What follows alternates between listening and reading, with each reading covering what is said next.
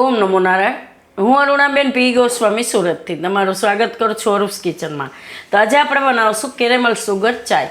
તો એના સારું આપણે ખાંડ, તો આપણે આ 3 મોટી ચમચી ખાંડ લીધી છે અને ચાની ભૂકી, તો 1 ચમચી આપણે ચા લીધી છે, ચાની પત્તી, અને થોડુંક આદું નાખશું અને 1 ટુકડો તજનો, અને દૂધ. તો આ 1 ગ્લાસ દૂધ લીધું છે ને એટલું જ આપણે પાણી લીધું છે, 2 એક સરખું લીધું છે એમ. તો પહેલાં આપણે આ તપેલી જેમાં આપણે ચા બનાવવી છે, તો આમાં આપણે આ ખાંડ નાખી દઉં.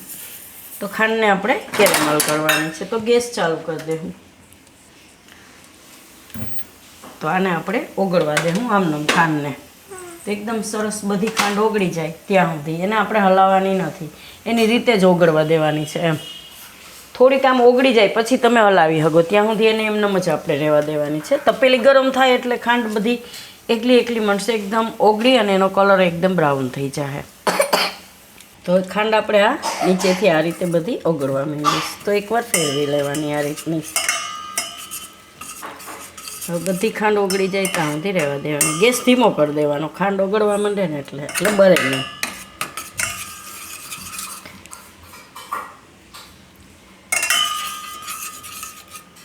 તો બધી ખાંડ આપણે આ રીતે ઓગળી ગઈ. તો હવે આમાં આપણે નાખીશું પાણી.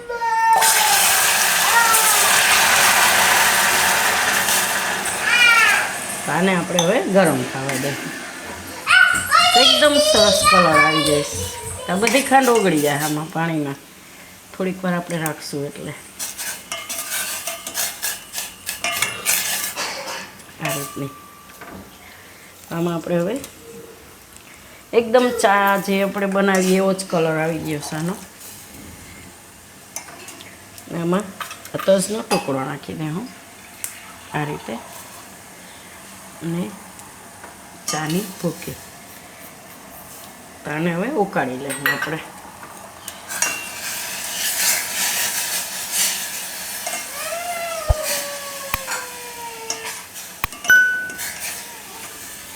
આનો ફ્લેવર એકદમ સરસ આવે છે.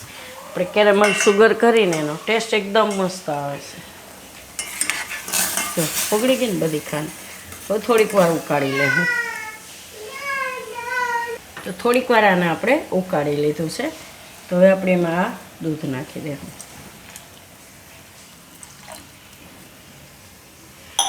તો હવે ચાને થોડીક વાર ઉકાળી લઈએ આપણે. ફ્લેવર એકદમ તમને નોર્મલ જોતા એમ જ લાગશે કે આપણે ચા જેવી ચા છે, પણ કેરેમલ સુગરનો ટેસ્ટ એકદમ સરસ આવશે એમ. તો આ ઉકળે ત્યાં સુધીમાં આપણે આદુને છીણી લેવું એમ. તો આદું આપણે થોડીક વાર પછી નાખીશું.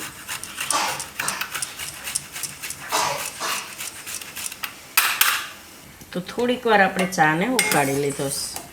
હવે એમાં આદું નાખી દેવું આપણે. ઉકળી ગયા પછી જ આદું નાખવાનું.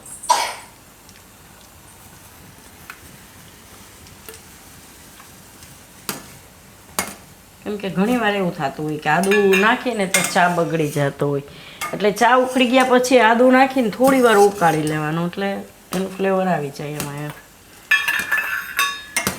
તો એકદમ સરસ ચા આપણો પાકી ગયો. ગેસ બંધ કરી દે હું અને કેટલીમાં ગાળી લેવું આપણે.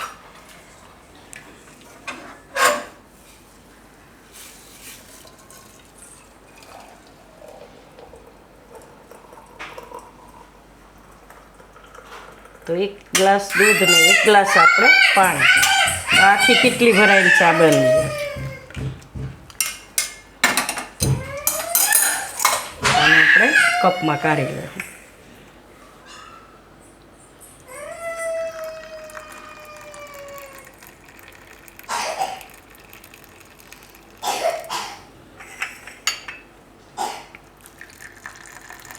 પાંચ થી 6 કપ ચા બનશે આટલામાંથી આપણે એમ.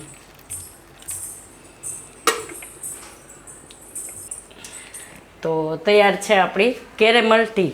તો જો તમને મારો આ રેસીપી કે વિડીયો પસંદ આવ્યો હોય તો એને લાઈક કરજો, શેર કરજો અને મારી ચેનલને સબસ્ક્રાઈબ કરજો, અને બેલ આઇકન દબાવવાનું ના ભૂલતા.